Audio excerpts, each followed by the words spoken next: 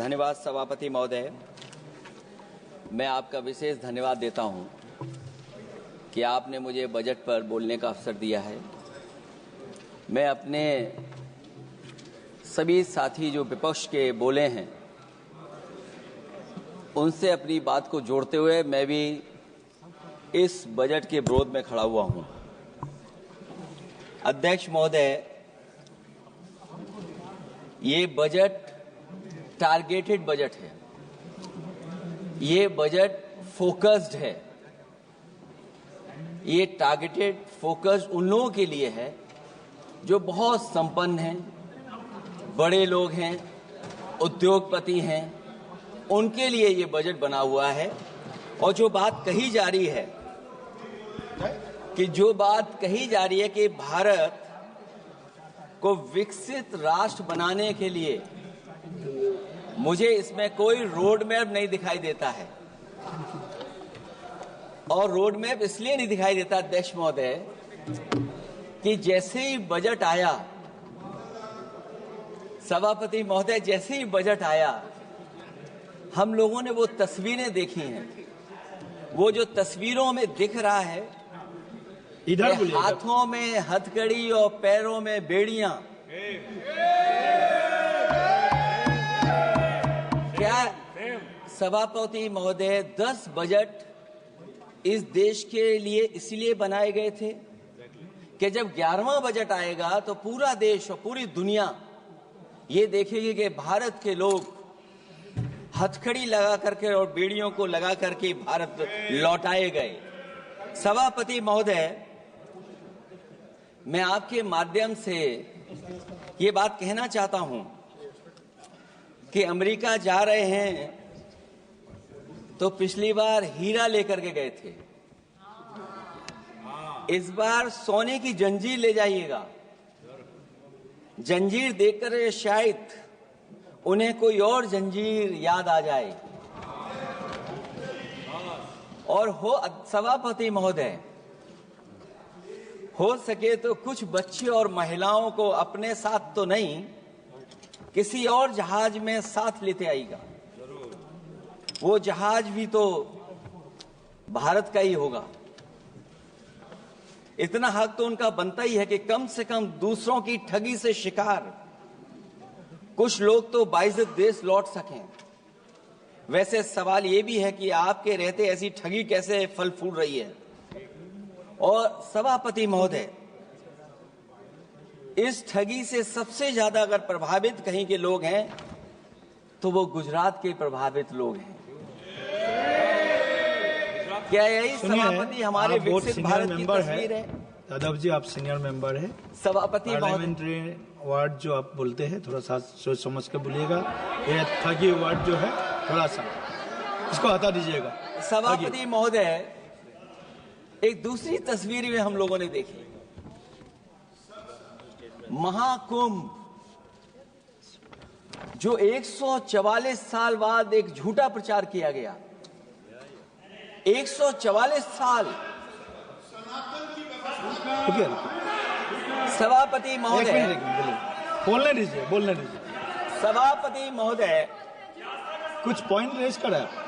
सभापति महोदय, ये एक मिनट रुकिए, एक मिनट, जस्ट मिनट, एस्ट्रोनॉम, एक minute please, honourable member please, Yadav ji एक मिनट प्लीज, आप बैठे। सभापति महोदय, यादव जी आप बैठे, एक मिनट, आप बोलिए। संविधान का आर्टिकल 25, 26, 27 और 28 ये कहता है कि आप किसी भी रिलीजन के खिलाफ किसी प्रकार की बातें नहीं कर सकते। ये लोग एंटी हिंदू है, ठीक है, ये लोग एंटी हिंदू है, ठीक है, पूरे कांग्रेस के। I got the point, देख लेंगे सर, देख लेंगे इसको। I will see, please be seated, आप लोग बैठिए, हम देख लेंगे। सभापति महोदय, हम देख लेंगे, आप बैठिए प्लीज, आप बोलिए, हम देख लेंगे। गौरव जी बोला है ना, प्लीज आप लोग बैठिए, बोलने दीजिए, नेता को बोलने दीजिए, माननीय नेताजी को बोलने दीजिए। वो महाकुंभ की तस्वीर, क्या हो रहा है? ये भड़काना चाहते हैं, सभापति महोदय, ध्यान भड़काना चाहते हैं। एक मिनट, कोई भी ऐसा वर्ड करके नहीं आए हो, कोई भी आस्था के विरोध में बोला, आपको कोई उसको हटा अधिकार दीजिएगा। नहीं बनता है, आप स्नान करके नहीं आए हो। आपने स्नान नहीं किया कुंभ में। बोल दिया मैंने, सभापति बोल दिया महोदय, मैंने, बोल दिया प्लीज। आप वो हटा दिया जाएगा वो।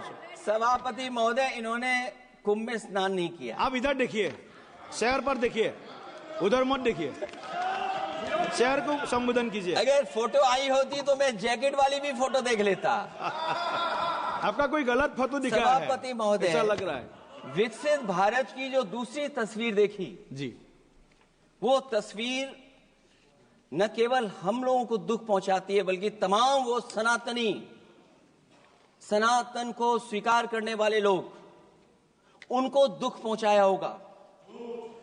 सभापति महोदय, अगर लोग तकलीफ में रहे, परेशानी में रहे, और ये पहली बार हुआ होगा ऐसा कि लोग 300 किलोमीटर के जाम में फंस गए, न केवल एक मुख्यमंत्री सभापति महोदय, उन्हें दो मुख्यमंत्रियों को लगाना पड़ा कि कैसे जाम रुक जाए।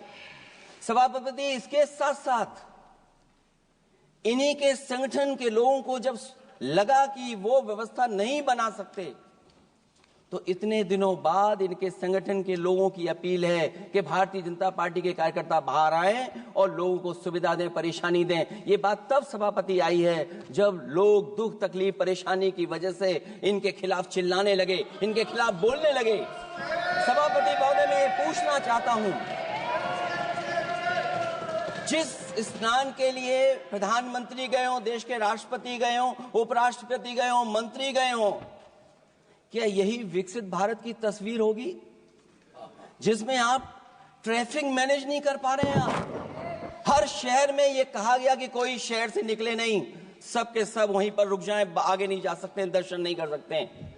अगर ये सच्चाई नहीं है सभापति महोदय, सब बॉर्डर सील हुए हैं, जितना भारत के लोग सब बॉर्डर सील हुए हैं, और फिर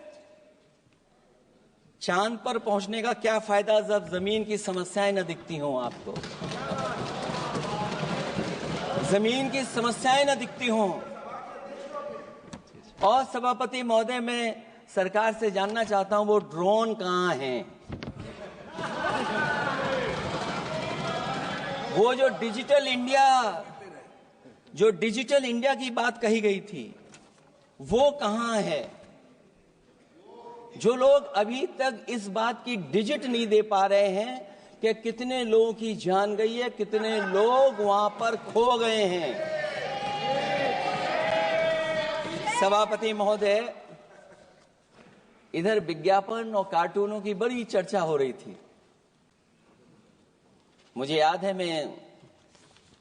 कि एक दिन मैंने अखबार देखा, अंग्रेजी अखबार, और मैं समझता हूं ये माननीय सदस्य जितने लोग रहे होंगे उन्होंने वो अखबार जरूर देखा होगा, न्यूज़पेपर, और उसके फ्रंट पेज पर एक विज्ञापन था, और उस विज्ञापन की जो तस्वीर थी उसमें एक जानवर, मुझे पहचान में नहीं आ रहा, वो शायद गधा रहा होगा,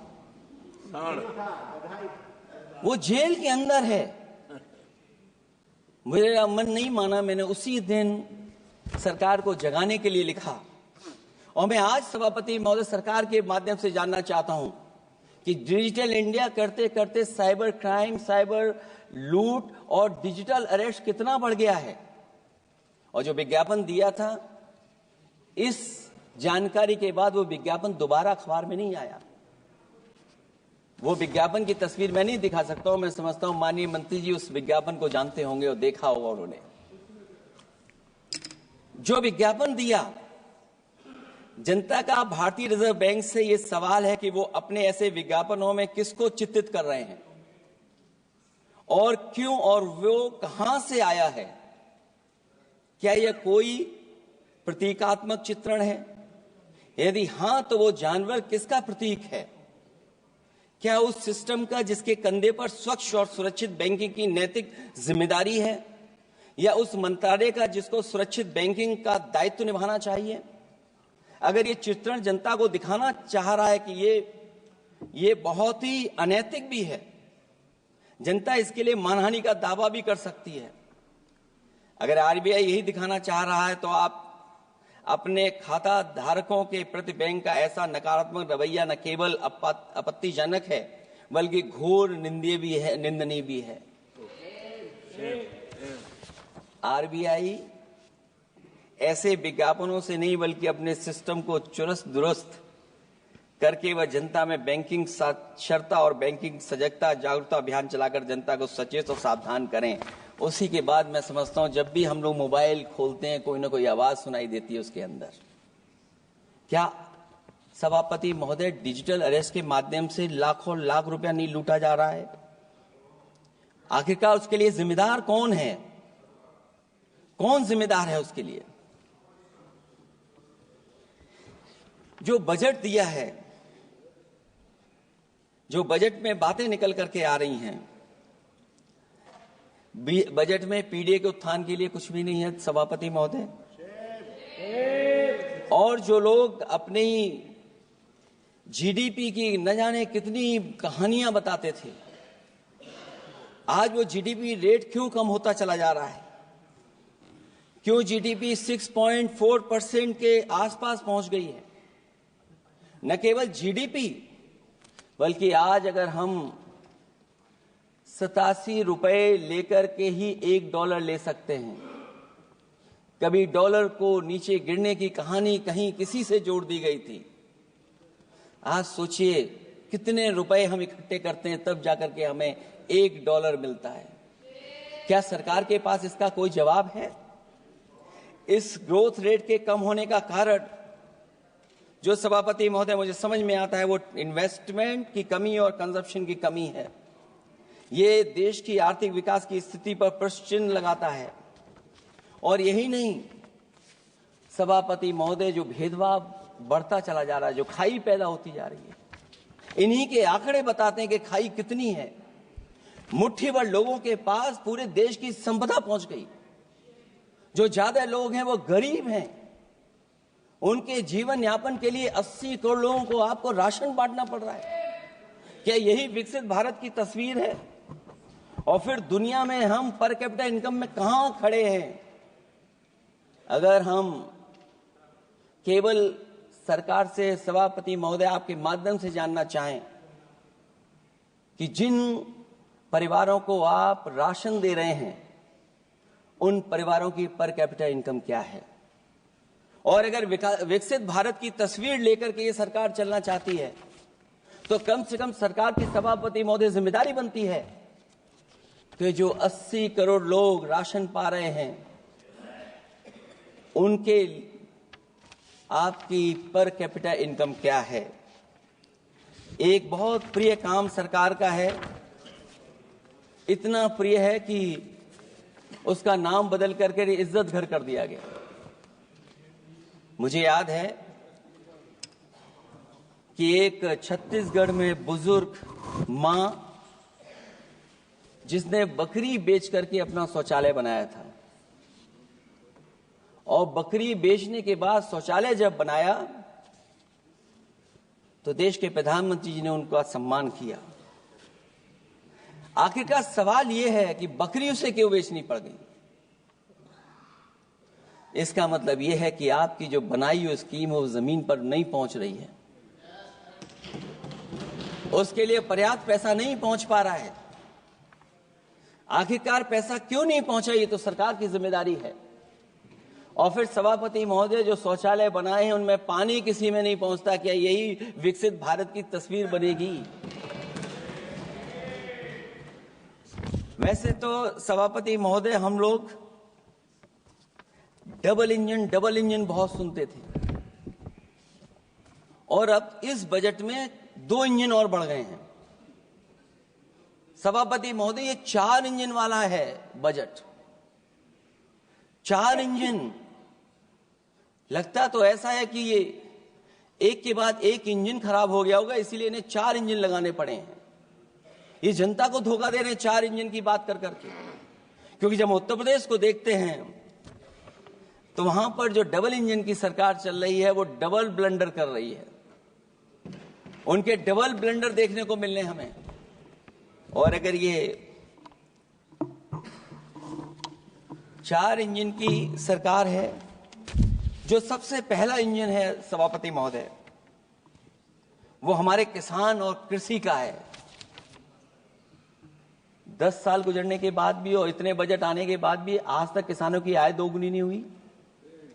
यह हमारे तमाम माननीय सदस्य समय समय पर अपने क्षेत्र की जो समस्या है फसल को लेकर के सवाल खड़ा करते हैं। कई किसान नेता आंदोलन कर रहे हैं, अभी भी आंदोलन चल रहा है। सभापति महोदय, इस सरकार के पास जो विकसित भारत का सपना दिखा रही है, अभी तक किसान की आय दोगुनी कैसे हो उसका कोई रोड मैप नहीं है इनके पास। अगर कोई रोड मैप रहा हो तो बता दें हमें।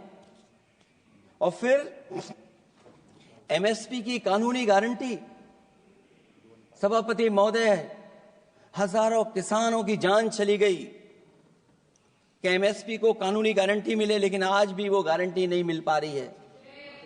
क्या यही हमारा विकसित भारत होगा जिसमें किसान को एमएसपी नहीं मिलेगी, उसकी कोई गारंटी नहीं है? जो किसान की आय दोगुनी का सपना ले रहे थे, उन्होंने स्वामीनाथन जी को भारत रत्न तो दे दिया, लेकिन उनके कही हुई बातों को अभी तक नहीं पहुंचा पा रहे हैं। जो फसलें दलहन तिलहन बढ़ावा देने के लिए जो मिशन की घोषणा की गई थी, वो क्या मिशन अभी पूरा हुआ है? क्योंकि अभी तक हम लोग तिलहन इंपोर्ट कर रहे हैं। दलहन तिलहन के बारे में पहले बजट से कहा जा रहा है, अध्यक्ष महोदय, आज भी हम लोगों को इंपोर्ट करना पड़ रहा है। और उसका परिणाम यह है कि हम अपने किसानों को जो लाभ देना चाहते हैं वो नहीं लाभ दे पा रहे हैं। प्रधानमंत्री धन धान कृषि योजना 100 पिछड़े जिलों के लिए घोषित हुई है, लेकिन इसके लिए कोई बजट नहीं दिया गया है।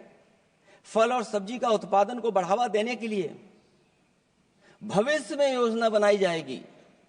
यही 4 इंजन की बजट है कि फल और सब्जी के लिए बाद में बजट बनाया जाएगा, बाद में बजट घोषित होगी, पॉलिसी क्या होगी वो बाद में तय होगा। कृषि क्षेत्र में रिसर्च और डेवलपमेंट के लिए अधिक धन की आवश्यकता है, शायद इस बजट में अध्यक्ष महोदय वो नहीं दिखाई दे रहा है। कृषि क्षेत्र में कार्यबल करीब 46% है, लेकिन जीडीपी में इसका योगदान केवल 18% है। किसानों की खराब आर्थिक स्थिति को दर्शाता है कि अभी हमारा किसान गरीब है। फसल बीमा योजना, मुझे याद है फसल बीमा योजना को लेकर के न जाने कितना प्रचार किया गया, लेकिन सच्चाई तो यह है कि जब क्लेम करने की बात आती है तो जो आंकड़े बताते हैं वो अभी भी 3% से ऊपर नहीं पहुंच पाए हैं। किसान के कर्ज के कारण किसान आत्महत्या कर रहा है।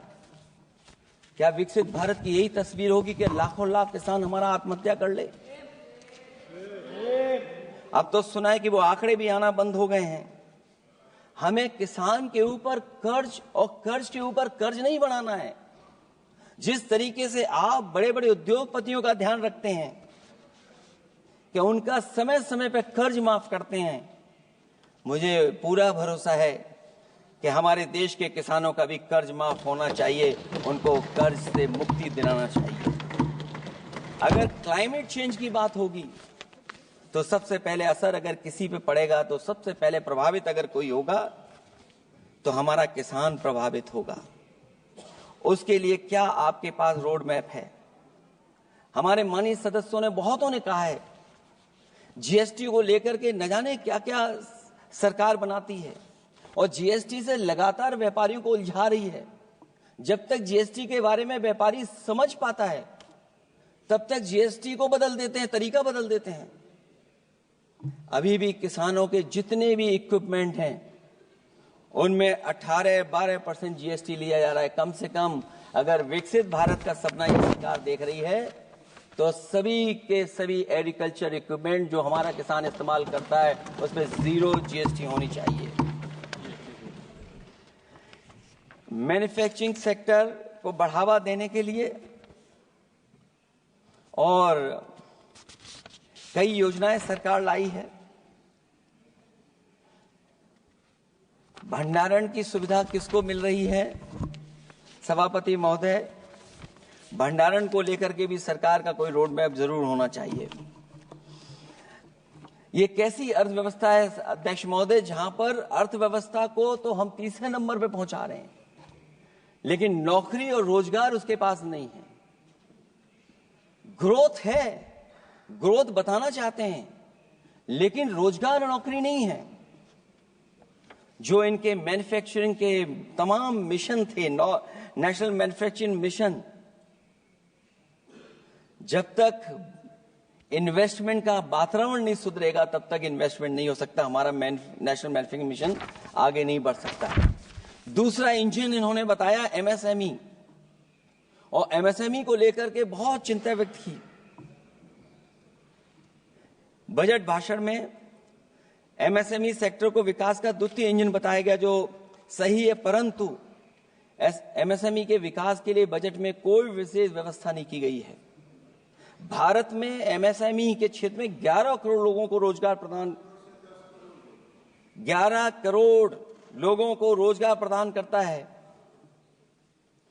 और इसमें सबसे ज्यादा रोजगार मिलता है जो कि हमारी माइक्रो यूनिट्स हैं, उनके लिए कोई योजना नहीं है। उनको विशेष मदद के लिए कोई प्रावधान न पहले किया गया न इस बजट में किया गया है। मैं केवल यूपी के बारे में कहना चाहता हूं कि यूपी में लगभग 96 लाख एमएसएमईज हैं, लेकिन केवल 14 लाख पंजीकृत हैं। पूरे देश में 6 करोड़ हैं। एमएसएमई के विपरीत केवल 1 करोड़ पंजीकृत हैं। अध्यक्ष महोदय, अगर 96 लाख एमएसएमईज हैं केवल यूपी में, 6 करोड़ पूरे देश में हैं, और पंजीकृत केवल 14 लाख और 1 करोड़ हैं, तो इसका मतलब यह है कि ज्यादातर एमएसएमई सेक्टर को सरकारी योजनाओं का कोई लाभ नहीं पहुंच पा रहा है।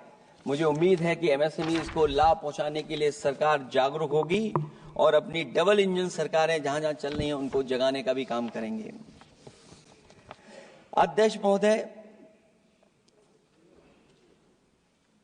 एक समय ऐसा भी था जब लोग बजट के आने पर खुश होते थे, क्योंकि बजट नई उम्मीद जगाता था, देश और जनता को आगे की ओर ले जाता था। लेकिन भाजपा सरकार के बजट में न देश के विकास के लिए कुछ होता है, न जनता की तरक्की के लिए। बजट मायूसी लेकर नहीं आना चाहिए। बजट देश का आर्थिक मानचित्र होता है।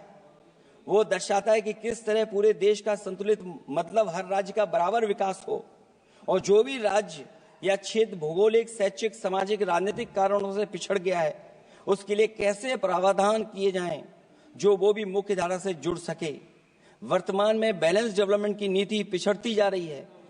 मैंने कई मौकों पर कहा है, आज फिर दोहरा रहा हूं कि अध्यक्ष महोदय, सच्चा विकास वही होता है जो भेदभाव मिटाता है। अच्छा बजट किसी देश को हर दिशा में विकास का रास्ता तैयार करता है। इन्हीं अर्थों में बजट लोकतांत्रिक होता है, जो समाज के हर वर्ग के लिए लाभकारी होता है। ये सबसे आखिरी व्यक्ति को ताकत देकर के उसे आर्थिक मुख्यधारा से जोड़ता है। ये बजट होता है। और मैं तो कहूंगा अध्यक्ष महोदय, मिट जाए अमीरी गरीबी के बीच की वो सब खाई जिसमें भेदभाव और गैर बराबरी की जड़ें जमाई। बजट के अंदर उसके लिए हमेशा एक दिल धड़कना चाहिए, जो आज भी भूख के सूचकांक के आंकड़े बनाकर देश के दिखावटी विकास के सच का भंडाफोड़ कर रही है। भूख मिटे, महंगाई घटे, यही बजट का सबसे बड़ा नारा होना चाहिए। निर्बल को सबल बनाना, निराशा को आशा में बदलना ही बजट का मानवीय पहलू होना चाहिए। बजट का सबसे बड़ा सिद्धांत कमजोर के प्रति हमदर्दी होना चाहिए। बजट बनाने की सोच किसी या कुछ लोगों को लाभ पहुंचाने की नहीं होनी चाहिए, बल्कि इंसानियत के नजरिए की उसी बुनियाद होनी चाहिए। यदि बजट के आने से निर्बल सबल बनता है तो समझो बजट अपने उद्देश्यों से सफल हुआ है, नहीं तो उसे असफल ही माना जाना चाहिए। अध्यक्ष महोदय, रोटी की भूख किसानों को विश्वास में लेकर ही मिटाई जा सकती है। और मैंने पहले भी कहा, फिर दोहराता हूं उन बातों को। किसान को फसल का सही दाम दिलवाना और उसे बीज, खाद, पानी का इंतजाम करना, आवारा पशुओं से उनकी फसलों को बचाना। और ये आवारा पशुओं को अध्यक्ष महोदय मैं इसलिए कहना चाहता हूं, उत्तर प्रदेश के चुनाव में देश के प्रधानमंत्री जी आए थे, उन्होंने कहा था कि मैंने एक रोड मैप बनाया है और 2 हफ्ते मुझे लगेंगे, सरकार बनवा दीजिए, एक भी जानवर सड़क पर नहीं दिखाई देगा और किसान की जान नहीं जाएगी और न खेतों की बर्बादी होगी। लेकिन अध्यक्ष महोदय, मैं उत्तर प्रदेश के माननीय सदस्य चाहे इधर के हों उधर के हों, वो जानते होंगे कि इस तकलीफ और परेशानी से अभी भी किसान उभर नहीं पाया है और आज भी खेतों को उसे चार दीवारी या तारों से जोड़ करके चलना पड़ रहा है। फसलों को बचाना सरकार की प्राथमिकता होनी चाहिए। इस मामले में जुमलेबाजी और झूठे वादे अच्छे नहीं। आंकड़े बताते हैं कि देश में बहुत सारे ऐसे कारोबार हो रहे हैं जो कारोबार बढ़ते चले जा रहे हैं। कई उद्योगपति कई गुना कारोबार से लाभ उठा रहे हैं। कई विदेशी कंपनियां इस धंधे में अरबों कमा रही हैं, लेकिन आलू का किसान इस लाभ से वंचित है।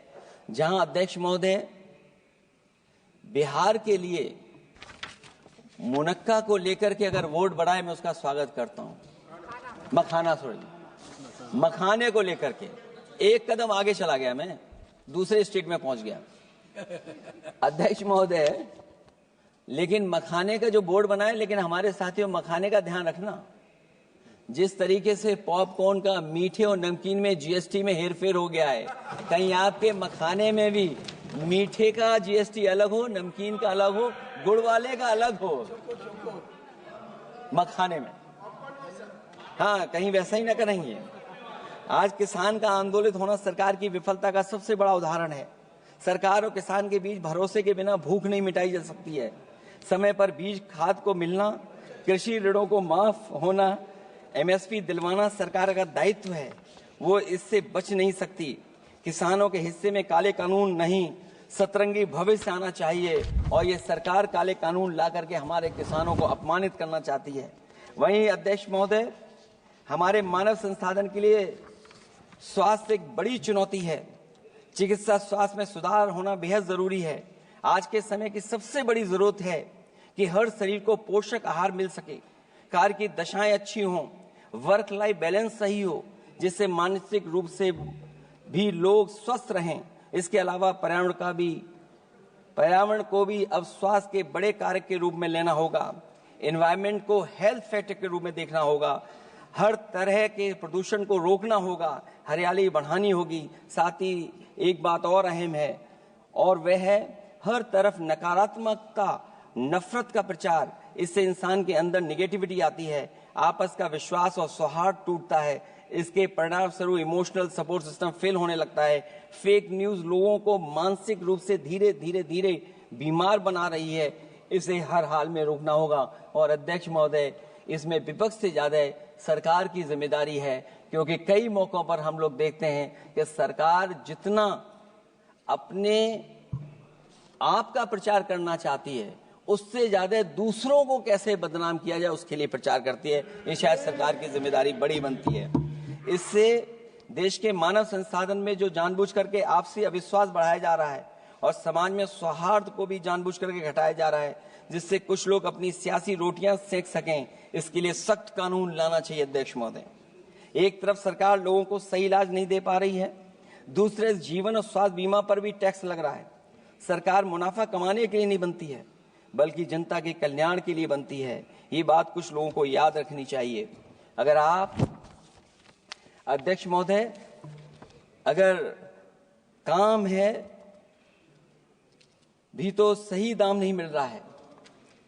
ये बात अगर एक पढ़े लिखे युवा के लिए सही है, तो एक मजदूर के लिए भी दिन भर कमर तोड़ मेहनत तो करता है, लेकिन उतना पैसा मजदूरी में नहीं पाता है कि अपनों का अपना पेट भर सके। आज जबकि देश की अधिकांश आबादी युवा है, ऊर्जा से भरी हुई है, कुछ करना चाहती है, ऐसे में सरकार को सिर्फ ये करना है कि वो देश के कारोबारी वातावरण और व्यावसायिक व्यवस्था का निर्माण करे, लोगों के टैलेंट को पहचाने, उसकी सच में स्किल मैपिंग करे, जिससे युवा को प्रतिभाओं के अनुसार उसको काम रोजगार मिल सके, जिससे युवाओं को देश के निर्माण में अपना योगदान करने का मौका मिले। अध्यक्ष महोदय, जब से ये सरकार बनी है, महंगाई बढ़ती चली जा रही है। महंगाई कहां पहुंच गई है सरकार को बेहतर पता है, आकलन है उनको। इसलिए अध्यक्ष महोदय, महंगाई एक ऐसी समस्या बनकर उभरी है जिसने हर कौर को भारी बना दिया है, जिस तरह सत्ता में बैठे हुए लोग राजनीतिक चंदे के नाम पर कंपनियों से उगाही कर रहे हैं, दरअसल वो भी दामों के बढ़ने का एक बहुत बड़ा कारण है। सरकार ने मुनाफाखोरी की लगाम खोल दी है और मुनाफाखोरों को छुट्टा बैल हो गए हैं। आजाद भारत के इतिहास में भी नोटबंदी और जीएसटी दो सबसे बड़े आर्थिक सुधार हैं। सुधार नहीं बल्कि सबसे बड़े आर्थिक विकार बनकर के उभरे हैं। और अध्यक्ष महोदय, मैं याद दिलाना चाहता हूं, नोटबंदी के समय पर बैंक की लाइन में एक मां लगी थी गर्भवती। जो बच्चा जन्म लिया उसका नाम हम लोगों ने खजांची रखा है। अब वो काफी बड़ा हो गया है, साइकिल भी चला लेता है। अध्यक्ष महोदय, मैं कहूंगा सरकार से कम उसको ही गोद ले लें आप। अध्यक्ष महोदय, मैं चाहूंगा कि आप उसको गोद ले लीजिए। नाम जब आप गोद ले लेंगे तो नाम भी आप अपने हिसाब से रख पाएंगे। किसी भी आर्थिक सुधार का लक्ष्य ये होता है कि आर्थिक गतिविधियां सुचारू रूप से चल सकें और आसान होंगे, जिससे अर्थव्यवस्था दिन दूनी रात चौगुनी तरक्की करे। लेकिन इन सुधारों के आने के बाद से अर्थव्यवस्था की गति कछुआ की चाल जैसी हो गई है, जिसकी प्रमाण है कंपनियों की ग्रोथ का काम होना, उनकी बिक्री का घट जाना, यहां तक कि फास्ट मूविंग कंज्यूमर गुड्स भी 2% से ज्यादा आगे नहीं बढ़ पा रहा है। इसका सीधा मतलब यह है कि लोगों के पास पैसों की किल्लत हो गई है और वो रोजमर्रा की जरूरत तक खर्च नहीं करना चाहते हैं। ऐसे में उनकी बचत कहां से होगी, और जब बचत नहीं होगी तो लोग क्या तो खाएंगे और क्या बाजार में लगाएंगे। लोगों में भविष्य को लेकर कितनी अनिश्चितता और चिंता है कि वो अपने जमा पैसे अपने पास ही रखना चाहते हैं। इसलिए व्यापार में बढ़ोतरी नहीं हो पा रही है, बैंकों में भारी किल्लत है, पूंजी का निर्माण नहीं हो पा रहा है और लोग निवेश के लिए आगे नहीं आ रहे हैं। और इसलिए मैं अध्यक्ष महोदय कहना चाहता हूं कि उत्तर प्रदेश सरकार ने एक बहुत बड़ा आयोजन किया था, इन्वेस्टमेंट मीट। 40 लाख करोड़ का एमओयू हुआ। मैं अध्यक्ष महोदय आपके माध्यम से जानना चाहता हूं सरकार से, अध्यक्ष महोदय मैं आपके माध्यम से सरकार से जानना चाहता हूं कि जो अपने आप को डबल इंजन की सरकार कह रहे हैं, वो उत्तर प्रदेश के इन्वेस्टमेंट के लिए क्या सहयोग कर रहे हैं। ये दुर्भाग्यपूर्ण है कि आत्मनिर्भरता की बात करते हुए भी हमारा शेयर बाजार विदेशी निवेशकों पर निर्भर करने लगा है। जब वो पैसे लगा देते हैं तो शेयर बाजार में उछाल आ जाता है, नहीं तो उसे धड़ाम होते देर नहीं लगती है और एक एक दिन में हमारे निवेशकों का लाखों करोड़ों का नुकसान हो जाता है। इसका एक बड़ा शिकार हमारी युवा पीढ़ी भी हो रही है, जो देखा देखी में पैसे तो लगा देती है लेकिन शेयर की खरीद फरोख्त से पैसा कमाने वाले बिचौलियों की गहरी चाल को समझ नहीं पाती है। ये खेल बंद होना चाहिए और जिम्मेदारी सरकार की बनती है कि खेल ये बंद हो। सेबी को अपना काम निष्पक्ष करना चाहिए और अर्थव्यवस्था की निगरानी व्यवस्था सच्ची नियत के साथ सजग और सचेत होनी चाहिए। सिक्योरिटी मार्केट से बाहर होनी चाहिए। अध्यक्ष महोदय, आज जिस तरह विदेशी निवेशक धीरे धीरे भारतीय बाजार से अपना पैसा बाहर निकाल रहे हैं, वो दर्शाता है कि हमारी अर्थव्यवस्था से अब उनका भरोसा उठ गया है। उन्हें दूसरे देशों से अधिक लाभ कमाने की उम्मीद है, इसलिए वो अपना पैसा यहां से निकालकर दूसरे देशों में लगा रहे हैं और हमारा शेयर मार्केट उनकी वजह से हिचकोले खा रहा है। अध्यक्ष महोदय, मैं अपने बात को ज्यादा बड़ा लिख दिया। क्योंकि अध्यक्ष महोदय बजट 4 इंजन का था, इसलिए बड़ा लिख करके लाए। कोई बात छूटे ना, क्योंकि सरकार तक वो बात पहुंच जाए। नहीं, क्योंकि अध्यक्ष महोदय अगर 11वां बजट हो 4 इंजन लगाने पड़े तो कहां विकसित भारत बन रहा है। जीएसटी को भ्रष्टाचार से मुक्त करना होगा, व्यापारियों के प्रति विश्वास जताना होगा। यदि टैक्स की व्यवस्था और दर सही होगी तो सब आसानी से टैक्स भर देंगे। हाई टैक्स रेट दरअसल भ्रष्टाचार को बढ़ावा देती है, इससे राजस्व की हानि होती है। सच में लोग काम कारोबार करना चाहते हैं, कर की चोरी नहीं करना चाहते हैं। इसलिए टैक्स की रेट को तार्किक बनाना और टैक्स सिस्टम को इजी करने की से ही अर्थव्यवस्था में गति आएगी। निवेश के लिए दुनिया वापस हमारे देश की ओर देखेगी। मैं अध्यक्ष महोदय अर्थव्यवस्था के संबंध में गंभीर मुद्दा मैं बताना चाहता हूं एक बहुत गंभीर मामला है पलायन का। पलायन के मामले में एक बहुत बड़ा विरोधाभास हमारी अर्थव्यवस्था के लिए चुनौती बन रहा है। एक तरफ वो सबसे अमीर वो लोग जो अपनी पूंजी का निवेश करते हैं और दूसरी तरफ सबसे गरीब वो लोग हैं जिनके पास अपने श्रम निवेश करने के अलावा कोई दूसरा रास्ता नहीं है। ऐसे हजारों अरबपति बाहर के देशों में ज्यादा उम्मीद देखते हुए अपनी पूंजी लेकर देश छोड़कर जा रहे हैं। वहीं दूसरी तरफ जो सबसे गरीब लोग हैं वो राज्यों के असंतुलित विकास की वजह से अपने राज्यों से पलायन कर रहे हैं। ऐसे इस महा समस्या का सबसे बड़ा शिकार हमारा उत्तर प्रदेश है, जहां नौकरी और अवसरों की भारी कमी है, जहां विकास टीवी अखबारों होर्डिंग में तो दिखता है लेकिन जमीन पर नहीं। जब पूंजी और श्रम के निवेश के लिए आंतरिक वातावरण बनेगा तभी सच्चा विकास होगा। बजट अपने उद्देश्यों को प्राप्त करेगा, अर्थव्यवस्था लाभ के लोभ से मुक्ति होगी और बजट एक लोकतांत्रिक देश के जन कल्याण की सही दिशा में आगे बढ़ेगा। अध्यक्ष महोदय, बजट विकास में तेजी लाने का इसका मतलब यह है कि पिछले 11 सालों के भाजपा ने विकास के लिए कछुए की चाल चली है। जब उन्होंने समावेशी विकास सुनिश्चित करने के लिए संकल्प लिया तो ये बात खुली की हुआ है। मतलब कुछ लोग वहताशा आगे बढ़ गए हैं और बाकी नीचे की ओर जा रहे हैं। निजी क्षेत्र के निवेश में को नई जान डालने की बात करने का अर्थ ये निकलता है कि भाजपा राज में निजी क्षेत्र बेजान हो गया है। नोटबंदी और जीएसटी के लिए सुधार नहीं विकार साबित हुआ। अध्यक्ष महोदय, परिवारों के मनोभाव में उल्लास भरने की बात करने वो स्वीकार कर रही हैं, लोगों को मुस्कुराना बंद कर दिया है। अच्छे दिन न इनके राज में आए हैं और न आएंगे आने वाले समय में भी। भारत के बढ़ते मध्यम मार्ग को खर्च करने की शक्ति को बढ़ाने की बात तो मतलब है कि मध्यम वर्ग के हाथ खाली हैं। आज आप आयकर की बात कर रहे हैं। हम लोगों ने बहुत पहले इस बात की मांग की थी, इसलिए कि 12 लाख के कम से कम उनको कर से। वित्त मंत्री जी ने कहा कि हम सब मिलकर के अधिक संपन्नता लाने और विश्व में अपना स्थान बनाने और अपने राष्ट्र की अनंत क्षमता को बढ़ाने के लिए अपनी यात्रा कर रहे हैं। तो उनकी असली मतलब ये था कि वो बस चल रहे हैं। ये यात्रा निरर्थक है। अगर 11 साल बाद भी मंजिल का अता पता नहीं है तो ये यात्रा कौन सी है। अध्यक्ष महोदय, जब आपने कहा कि हमारे सामने प्रतिकूल भू राजनीतिक परिस्थितियां हैं तो अध्यक्ष महोदय ये बताए सरकार कि आपने उन्हीं प्रतिकूलों को क्यों होने दिया, प्रतिकूल परिस्थितियों को क्यों बनने दिया। हमारे संबंध पड़ोसियों से क्यों खराब हुए, हमारी सीमाएं क्यों असुरक्षित हुई, हम क्यों अपनी बात अंतर्राष्ट्रीय पटल पर रखने में कामयाब नहीं हुए हैं। जब आपने कहा कि हमारी अर्थव्यवस्था सभी प्रमुख वैश्विक अर्थव्यवस्थाओं के बीच सबसे तेजी से बढ़ने वाली अर्थव्यवस्था है, तो आप ये क्यों भूल गए कि हमारा रुपया उनके शासनकाल में सबसे निचले स्तर पर पहुंच गया है। सबका विकास का आपका नारा सबका विनाश में कैसे बदल गया है, क्योंकि जब रुपया नीचे जाएगा तो विनाश का ही रास्ता खोलेगा। बड़े से लेकर छोटे उद्योग धंधे दुकानदारी सब चौपट क्यों हो गए हैं। मेक इन इंडिया, मुद्रा योजना, स्किल इंडिया, ये सब नाकामी की किताब के चैप्टर कैसे बन गए।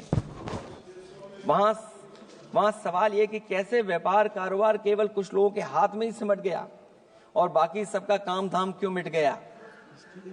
अध्यक्ष महोदय, हम भी मानते हैं कि कोई देश केवल उसकी मिट्टी से नहीं है बल्कि देश उसके लोगों से है, लेकिन आप लोग ये बात सिर्फ कहते हैं, करते नहीं हैं। जनता आपके लिए बस नारे का विषय है। आप कहती हैं कि हमारे लिए विकसित भारत में शामिल हैं गरीबी से मुक्ति, 100% अच्छे स्तर की स्कूली शिक्षा, बेहतरीन सस्ती और सर्वसुलभ स्वास्थ्य सेवाओं तक पहुंच, 100% कुशल कामगार के साथ सार्थक रोजगार, आर्थिक गतिविधियों से 70% महिलाएं और देश को food basket of the world बनाने वाले किसान। अगर ये आपका लक्ष्य है, पर क्या आपके राज्य में अमीरी गरीबी की खाई नहीं बढ़ी। भू के इंडेक्स में हम कहां जा पहुंचे हैं। स्कूली शिक्षा का बजट कम नहीं हुआ, स्वास्थ्य सेवाएं महंगी नहीं हुई, यहां तक कि अपने स्वास्थ्य बीमा पर भी टैक्स लगा दिया है।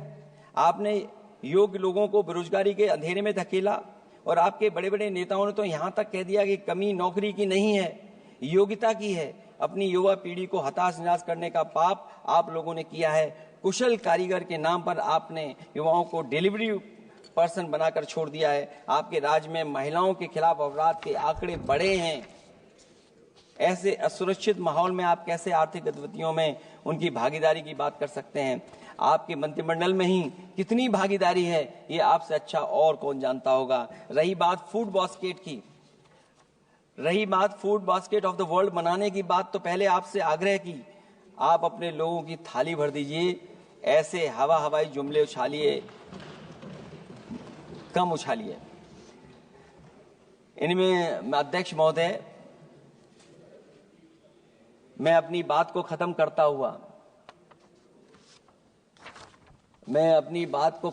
इतना ही कहना चाहता हूं कि इस बजट में जिन 6 क्षेत्रों में परिवर्तनकारी सुधार की बात कही गई है, उनमें से कराधान अब तक सफल नहीं होगा जब तक उसे सरल, पारदर्शी और ईमानदार नहीं बनाया जाएगा।